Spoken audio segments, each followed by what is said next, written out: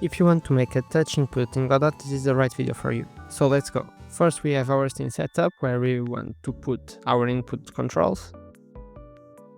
We have a character body, that is our player, and inside our character body camera we add a touchscreen button.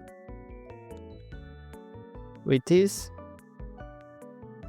we drag a texture. In our case we will use the Godot icon as a texture for our button, and we can clone it to make the walk right button, and also clone again to make a jump button. After that we go to project settings, input map, and as you can see I already have some actions, so I will use some of the actions to map on the touchscreen button. So here on action I put test, I put right, and I put left. That are the names that I had on the input map. Then we go to project settings again, we write emulate, and we activate emulate touch from mouse.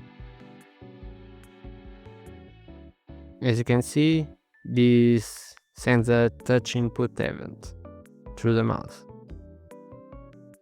And we deactivate emulate mouse. Here we can test, we have to go to level infinite. As you can see, it's working. Let me just not jump into the void.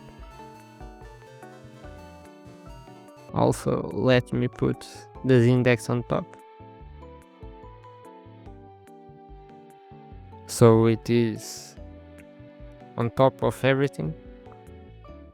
And with this we go to level infinite, we start a project again, and as you can see I can move, can jump, can move again, and can jump, and that's it. Thank you for watching this video, and if you want to see how I made the game in a month, check this video. Thank you.